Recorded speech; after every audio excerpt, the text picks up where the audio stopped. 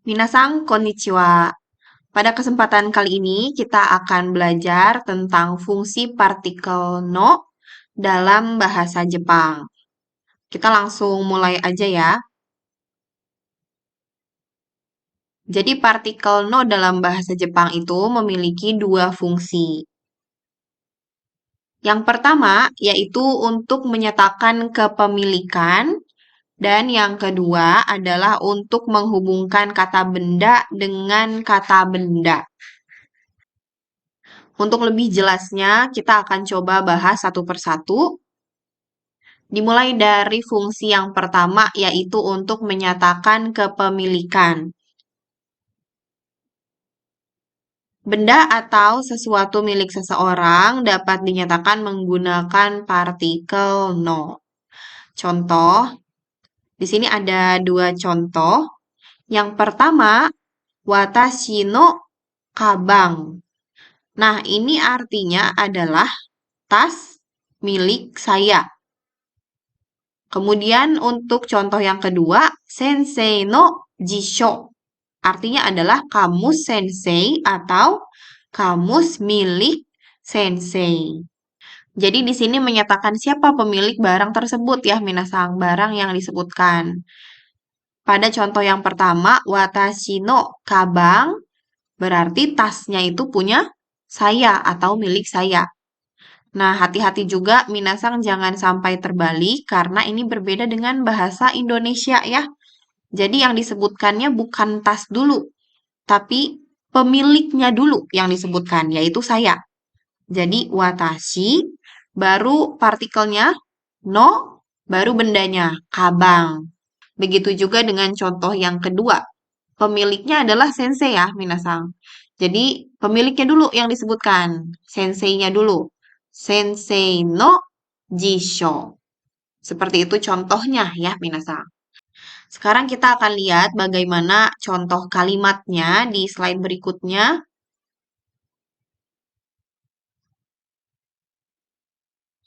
Di sini ada dua contoh kalimat ya. Yang pertama, haha no megane wa atarashii desu.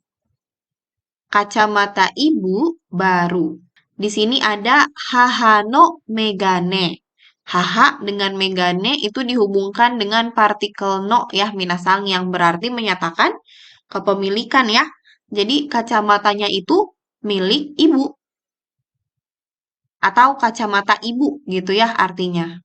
Haha no megane wa atarashii desu. Kacamata ibu baru. Kemudian untuk kalimat yang kedua, Rani-san no sumaho wa takai desu. Ponsel Rani mahal. Nah, di sini ada Rani-san no sumaho. Atau artinya adalah ponsel milik Rani. Gitu ya, minasang. Jadi yang disebutkan sama seperti tadi, pemiliknya dulu ya. Rani-sang dulu. Rani-sang no sumaho wa takai desu. Ponsel Rani mahal. Ponsel milik Rani mahal.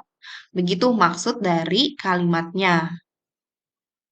Saya rasa cukup untuk fungsi yang pertama ya, minasang. Kita akan lanjutkan ke fungsi berikutnya, fungsi yang kedua. Fungsi yang kedua dari partikel no dalam bahasa Jepang adalah menghubungkan dua kata benda. Jika ada kata benda yang bertemu dengan kata benda lagi, dapat dihubungkan dengan partikel no. Kita langsung lihat aja contohnya. Di sini saya juga mempunyai dua contoh. Yang pertama, eigo no benkyou. Eigo no benkyou ini artinya adalah pembelajaran bahasa Inggris. Sama halnya dengan nihongo no benkyou, pembelajaran bahasa Jepang, misalnya seperti itu ya. Nah, untuk contoh yang kedua, nihon no kuruma, mobil Jepang atau mobil buatan Jepang. Jadi di sini untuk eigo dengan benkyou itu sama-sama kata benda. Dan untuk nihon dan kuruma itu juga dua-duanya adalah kata benda. Sehingga ketika mereka bertemu, itu harus digabungkan dengan partikel no. Eigo no benkyou, pembelajaran bahasa Inggris. Dan Nihon no kuruma, mobil Jepang. Dan hati-hati juga, minasang, jangan sampai terbalik ya, karena memang berbeda dengan bahasa Indonesia ya. Jadi kalau bahasa Indonesia mungkin kita bilang pembelajarannya dulu ya, pembelajaran bahasa Inggris. Tapi kalau dalam bahasa Jepang yang disebutkan terlebih dahulu adalah bahasa Inggris ya. Jadi eigo-nya dulu yang disebutkan. Eigo no benkyou. Kemudian untuk mobil Jepang pun sama ya. Yang disebutkan bukan mobilnya dulu, tapi Jepangnya dulu. Jadi, Nihon no kuruma. Seperti itu ya, minasang. Kita akan lihat contoh lebih banyak lagi di beberapa kalimat. Di sini saya punya dua kalimat ya. Yang pertama, Ie no kagi wa doko ni arimasu ka? Di sini ada Ie no kagi. Ie no kagi ini artinya adalah kunci rumah. Kunci rumah ada di mana? Kalimatnya seperti itu.